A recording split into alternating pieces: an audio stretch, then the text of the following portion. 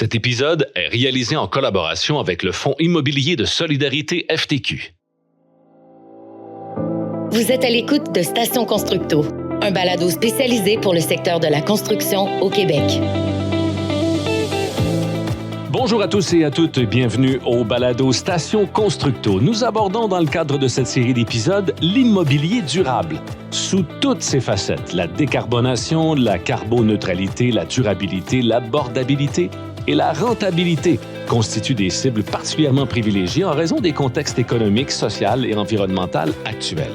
Aujourd'hui, il est question d'un autre projet durable. On va mettre la lumière dans cet épisode sur le projet Chevalier à Lac-Mégantic. Le projet Chevalier, c'est un nouveau bâtiment érigé au cœur de Lac-Mégantic qui accueille une salle communautaire ainsi que 21 logements abordables. Mais ce qui permet à ce projet de se démarquer, ce ne sont pas que ses habitations à prix abordable, sa salle multifonctionnelle et la mixité qu'il propose. En fait, le bâtiment est une vitrine technologique grâce à un partenariat avec Hydro-Québec en offrant aux locataires des technologies les plus avancées en matière d'efficacité énergétique. On va en parler beaucoup dans ce balado. C'est ce que nous allons discuter avec Mario Blais, qui est chargé de projet pour le Chevalier, ainsi que Marianne Duguay, vice-présidente principale immobilier social, communautaire ou abordable au Fonds immobilier de solidarité FTQ. Bienvenue à vous deux. Bonjour. Bonjour. Merci d'avoir accepté l'invitation à participer à ce balado. On va parler du projet en tant que tel. En partant, est-ce que vous pouvez nous décrire le projet Chevalier à Lac-Mégantic? Oui, dans un premier temps, peut-être qu'on peut le situer un peu dans le temps. Tout à fait. Le Chevalier, c'est un bâtiment qui va appartenir au Chevalier de Colomb. Okay. Donc, de là le nom. D'où le nom, le Chevalier. Les Chevaliers de Colomb, c'est une OSBL de la région de Lac-Mégantic qui travaille depuis plusieurs décennies, une œuvre caritative. Puis, suite à la tragédie de Lac-Mégantic en 2013, le bâtiment qui abritait leur salle communautaire a dû être détruit. Depuis lors, depuis plus de 10 ans maintenant, ils travaillent à rebâtir leur salle pour pouvoir reprendre leurs activités. Et ça a été très difficile de trouver une façon de financer le projet. Puis la façon dont on a trouvé, c'est de s'associer des partenaires puis de construire un immeuble qui abriterait des logements à prix abordable. D'où le concept de salle communautaire et de logement. Oui, puis il y avait une demande étant donné la tragédie que vous avez connue. Effectivement, on va pouvoir certainement l'occasion d'en reparler. Là. Tout à fait. Mais on avait perdu beaucoup de logements à prix abordable. Donc, rapidement, si je décris le bâtiment, dans un premier temps, c'est un bâtiment à 3 étages. Donc, le premier plancher, le premier étage, c'est une structure de béton qui accueille la salle. Donc, c'est en béton pour être capable d'avoir des portées suffisantes pour pas supporter là, les 2 étages au-dessus. 2 étages de logement. Puis, on a opté pour du préfabriqué. Donc, la partie du bas en béton, ça, c'est fait sur place, évidemment. Puis, les 2 étages subséquents, c'est des modules préfabriqués. Ça a été fait par une entreprise de la Beauce, là. Clivanord de la Beauce. Donc, c'est des modules préfabriqués. Ça a permis de construire assez rapidement là, le bâtiment. Et c'est un bâtiment assez grand. La salle, par exemple, en bas, c'est quoi les dimensions? Écoute, ça peut accueillir 250 personnes. Quand même. Oui, 250 personnes, donc c'est le maximum. Là, mettons 200 personnes assises. 21 logements, 11, 3,5, 8, 4,5, puis 2, 5,5. Okay. C'est ça qui compose pas mal de notre bâtiment. Comment se démarque ce projet-là des autres projets Parce qu'il y a eu un partenariat avec Hydro-Québec qui est hyper important, puis pour le fond, je pense que c'était, pour aller de l'avant, c'était important de votre côté. Ben oui, puis comme tous les projets qu'on finance, c'est un bon projet, c'est un projet durable, c'est un projet de qualité qui répond à un besoin dans le milieu.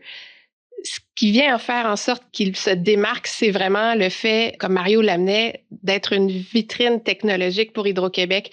Puis ça, à terme, ça permet de maintenir des loyers bas, d'avoir des coûts d'exploitation qui sont plus bas, mais aussi de rayonner au-delà même de cet immeuble-là parce que, de par le projet pilote d'Hydro-Québec, Hydro-Québec va pouvoir mesurer quel impact ça a, l'ajout de ces éléments technologiques-là sur la vie d'un immeuble, sur les consommations énergétiques. Et puis, ça pourra faire rayonner et être implanté plus tard là, dans d'autres immeubles une fois les études faites. On pourrait copier le projet. Concrètement, pouvez-vous nous parler des équipements technologiques implantés dans le bâtiment? Il y a eu des panneaux solaires, il y a eu toutes sortes de trucs. Décrivez-nous un peu le projet en tant que tel. Oui, dans le fond, principalement, sur le toit, on a 80 panneaux solaires. Il faut juste préciser que le bâtiment est à l'intérieur d'un réseau, de micro-réseau de Lac-Mégantic dans le secteur. Donc, le bâtiment est relié au micro-réseau de Lac-Mégantic, ça qui est un projet expérimental en soi d'Hydro-Québec puis de la ville de Lac-Mégantic. Donc, avec ces panneaux solaires-là, on est en mesure, évidemment, de produire de l'électricité pour les besoins propres du bâtiment, mais aussi pouvoir en vendre ou en redistribuer sur le réseau. Quand il y a un surplus, il y a moyen de le distribuer. Ouais. Bon, 80 panneaux solaires qui ont une particularité aussi, c'est des panneaux solaires bifaces. Ça veut dire que d'un côté, on produit de l'électricité, de l'autre côté, on produit de l'eau chaude. Okay. Fait que c'est des panneaux qui, grâce à un réseau de glycol, permettent de préchauffer l'eau chaude domestique du bâtiment. Mm-hmm. Donc, chaque locataire a son propre chauffe-eau, mais au lieu de l'alimenter en eau froide du réseau, on l'alimente en eau mitigée. Okay. Ça, c'est un des éléments qu'on veut mesurer, la performance d'un tel système. C'est novateur, ça. Oui, c'est assez novateur. Ouais. C'est assez novateur. On va voir dans des conditions un peu plus nordiques, là, comme on a ici au Québec, qu'est-ce que ça peut donner comme performance. Bon, donc les panneaux solaires, on a un réseau de thermopompes centralisés. Mm-hmm. Chaque locataire a son unité intérieure. Ouais. Donc, il y a un réseau de gaz réfrigérant qui se promène dans le bâtiment. Puis, ça nous permet de gérer l'énergie. Donc, par exemple, si un bâtiment, un loyer, par exemple, au sud, est en demande de climatisation, un autre peut être en demande de chauffage au nord. Et là, on peut partager l'énergie. L'énergie peut circuler avec les thermopompes. Donc, en plus d'avoir l'effet de la thermopompe qui nous permet de réduire les coûts d'énergie, on est capable de mieux gérer l'énergie à l'intérieur du bâtiment. Donc, ça, c'est assez innovateur. Évidemment, on a rajouté aussi, grâce à la participation d'Hydro-Québec, ce qu'on appelle des ATL, des accumulateurs thermiques. Okay. Dans le fond, on reprend l'image de nos grands-pères qui se promenaient en carriole avec une roche en dessous en dessous des couvertes pour réchauffer. Dans le fond, c'est ça. C'est des accumulateurs qui permettent, en période hors pointe, d'accumuler l'énergie, puis en période de pointe, de restituer cette énergie-là sans consommer de l'électricité. Donc, pour Hydro-Québec, c'est un outil très intéressant pour gérer la pointe électrique. Évidemment, il y a tous les systèmes d'éclairage. On a des systèmes au LED, évidemment. On a des systèmes avec des capteurs de mouvement pour contrôler l'éclairage. Oui. Un système aussi de contrôle qui va permettre de contrôler l'ensemble des équipements, mais aussi de monitorer les consommations. Donc, avec la participation des locataires, là, qui est très importante, Hydro-Québec va être capable de mesurer concrètement la consommation de chaque loyer, pouvoir faire leur projet d'étude. Mm-hmm. Les particularités, donc, ça a engendré des défis, j'imagine, avant, pendant et après la réalisation du projet. Beaucoup de défis. Moi, je dirais que les défis sont principalement de deux ordres. Le premier défi, c'est le financement. Ouais. Tu sais, on a un projet communautaire. Si on veut construire de façon conventionnelle, on n'arrive pas avec les coûts de construction à avoir des logements abordables. Okay. On n'y arrive pas. Mm-hmm. Fait qu'il faut avoir une ouverture d'esprit pour dire, on est-tu capable d'avoir des partenaires pour financer le projet? Dans notre cas, on a beaucoup de partenaires financiers qui se sont impliqués dans le projet, mais chacun arrive avec ses façons de faire, avec ses contraintes, avec ses obligations, puis les délais que ça engendre. Donc, c'est arrimer tout ce beau monde ensemble. Ah oui, puis le délai. Puis là, je dirais, faut souligner la patience des entrepreneurs là-dedans. Mm-hmm. Donc ça, c'est un élément bien significatif parce que à mesure que le projet avance, le temps passe, on essaie d'arrimer les partenaires, chacun y va avec ses questions, veut avoir la réponse de l'autre, mais le temps coule, puis les soumissions, ça évolue, surtout dans un contexte inflationniste qu'on a connu. Tout à fait. Là, les soumissions ne tiennent plus. Fait qu'on retourne vers l'entrepreneur, puis ça nous prend des nouveaux prix. À un moment donné, ça prend beaucoup de patience de la part de l'entrepreneur. Puis, ça, c'est le défi, puis ça, c'est peut-être un message important à passer. Ça prend de la flexibilité puis de la compréhension de la part des partenaires financiers. Il faut être capable de répondre rapidement. Parce que le temps passe, puis c'est difficile que le projet se tienne. Mm-hmm. Ça, c'est le premier défi. Le deuxième défi, c'est d'ordre un peu plus technique. On est parti avec un projet, nous autres, relativement conventionnel. Ouais.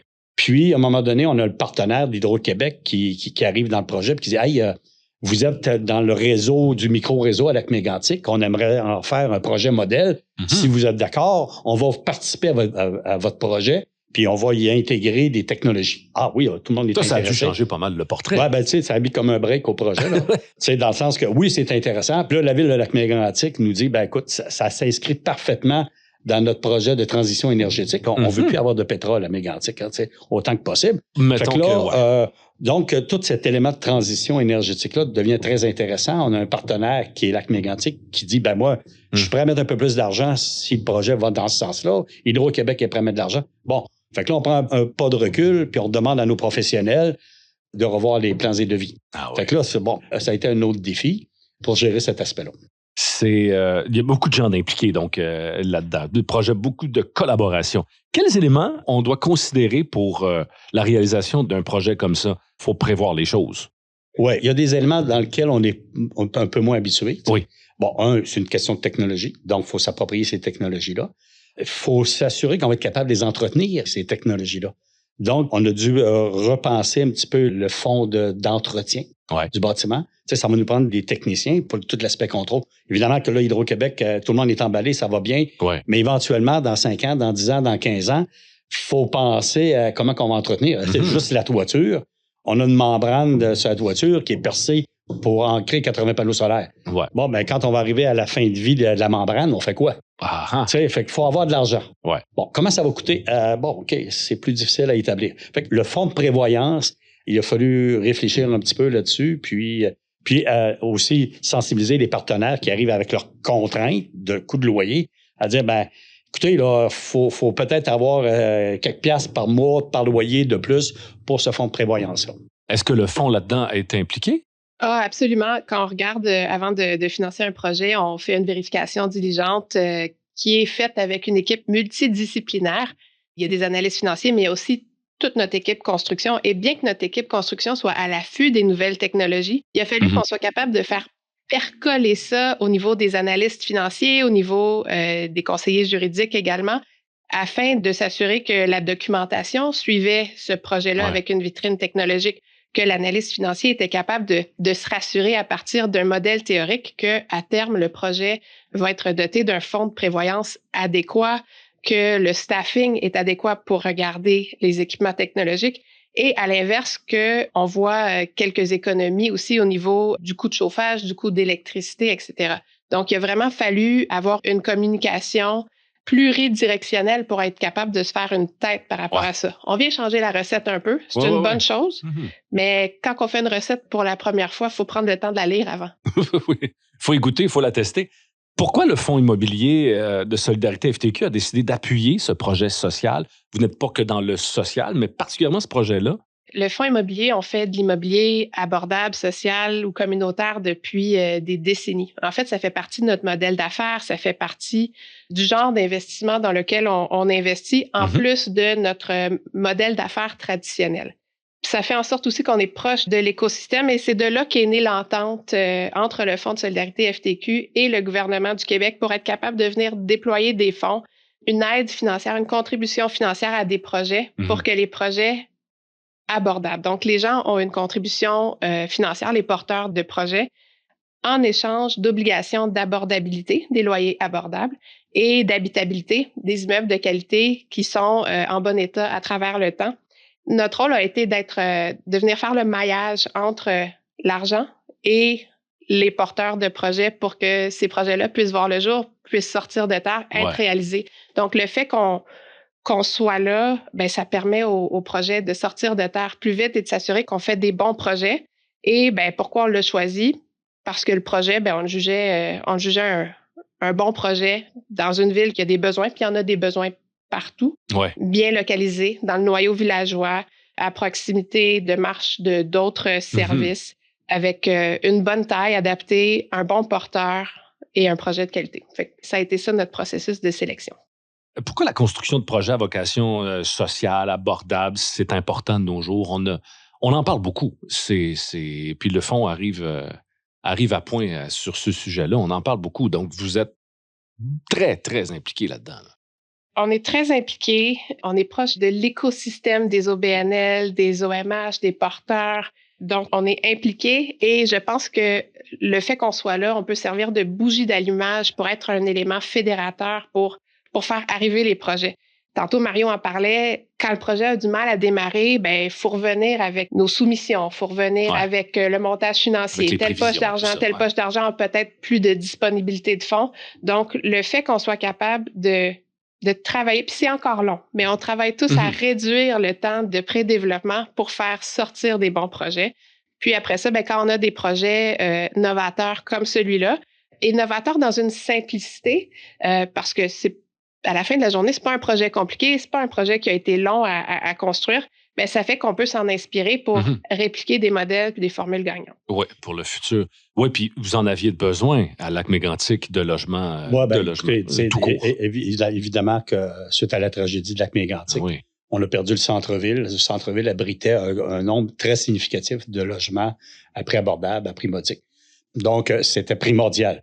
Je dirais, notre besoin était plus criant peut-être que l'ensemble des besoins qu'on retrouve un peu partout au Québec. Ouais. Donc, effectivement, là, on avait besoin de logements.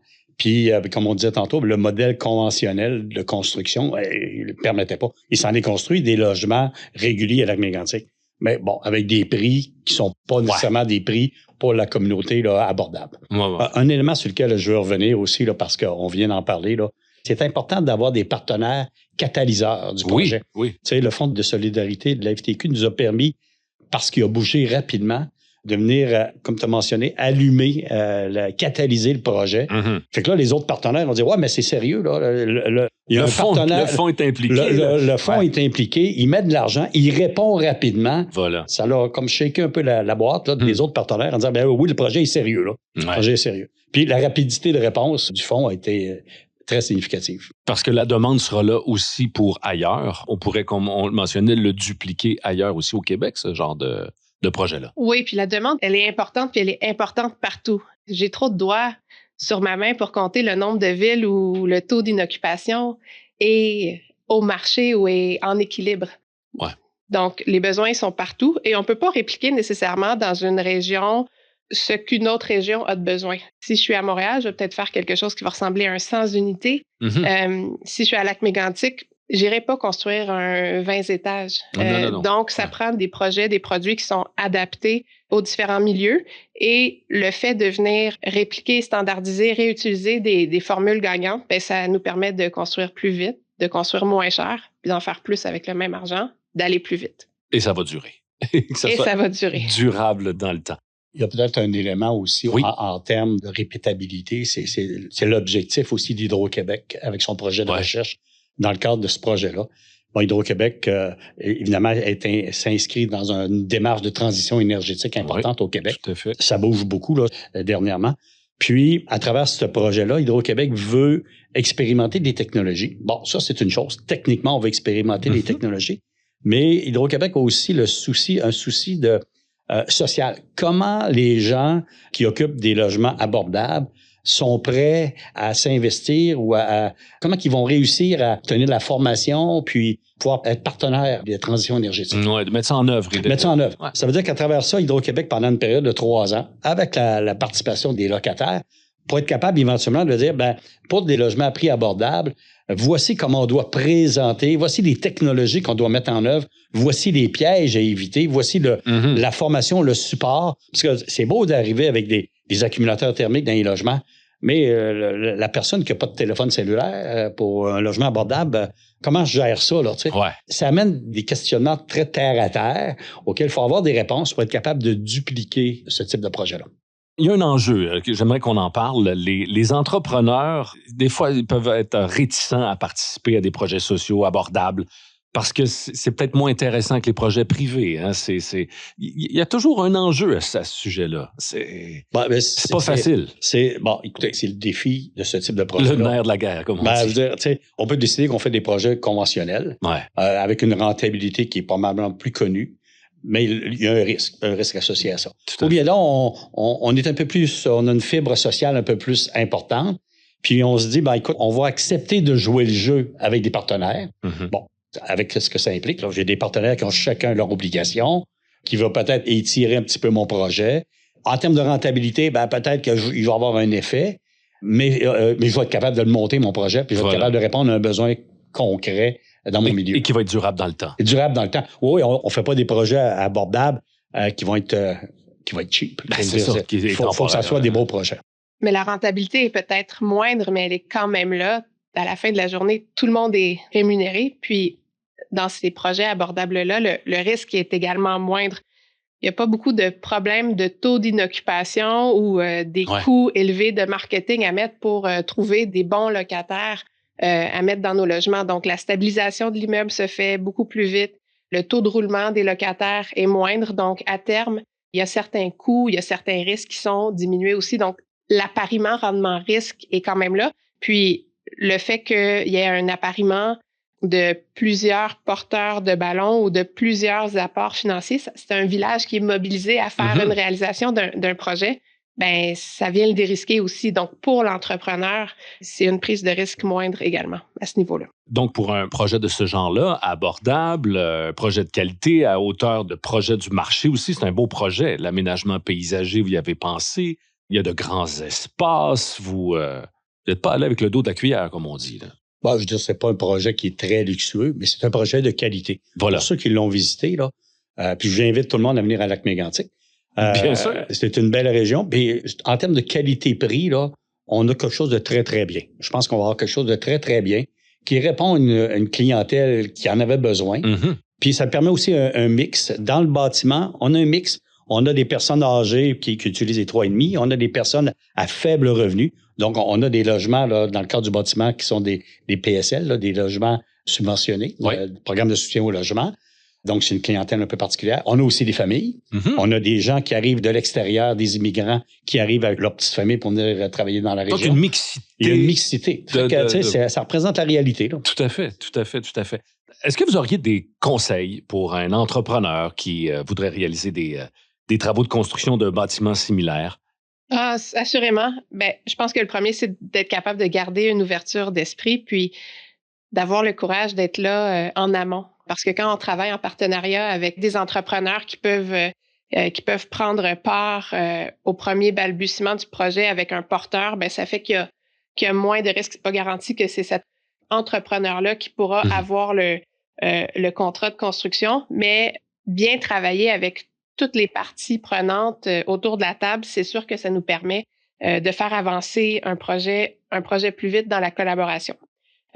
Une autre chose, tantôt je parlais de la recette. Quand on change la recette, ben ça prend une ouverture d'esprit puis pas avoir peur. Puis après ça, ben ça peut donner davantage de cordes à son arc à l'entrepreneur d'avoir participé à un projet comme ça. C'est un ajout. Ouais, tout à fait. Qui parfois, si c'était un projet marché, ben le modèle financier n'aurait pas supporté cette innovation-là. On n'aurait peut-être pas pris la décision d'aller de l'avant. Donc, on peut le tester de façon contrôlée et faire ressortir les avantages et les inconvénients. Et ces entrepreneurs-là, ben, ont l'expertise après ça déjà d'acquise. Ouais, voilà. Pour vous, M. Blais, qu'est-ce qu'on doit retenir pour la construction d'un projet comme ça, abordable et durable dans le temps? Moi, je pense que ce qu'il faut retenir du projet Le Chevalier, c'est que c'est possible. C'est possible quand tout le monde met l'épaule à la roue. C'est possible de trouver des partenaires. C'est possible de créer un projet qui va avoir une implication sociale significative, tout en ayant une rentabilité, là, puis... Une rentabilité dans le temps. Avoir une rentabilité dans le temps, puis une rentabilité certaine. Voilà. Peut-être un peu plus encadrée. Ouais. Comme on disait tantôt, avec des risques moindres. Ça, c'est certain. Mais avec une implication sociale ou une dimension sociale importante. Je pense que c'est important de mentionner l'importance que tout le monde mette l'épaule à la roue. Quand tout le monde s'implique, ça fonctionne. C'est possible. C'est possible. Voilà le mot-clé. Je vous remercie beaucoup d'avoir participé à ce balado aujourd'hui. Merci à vous. Merci. Merci. C'est ce qui termine cet épisode de notre série sur des projets bien de leur époque. Nous souhaitons remercier Marianne Duguay et Mario Blais pour leur participation à cet épisode. Nous remercions aussi le Fonds immobilier de solidarité FTQ, avec qui nous avons travaillé en collaboration pour réaliser cette série. Suivez-nous sur les réseaux sociaux pour rester à l'affût de la sortie de notre prochain épisode qui portera quant à lui sur la construction rapide, durable et rentable. Tous nos épisodes sont également disponibles sur portailconstructo.com, section balado. Merci et à très bientôt.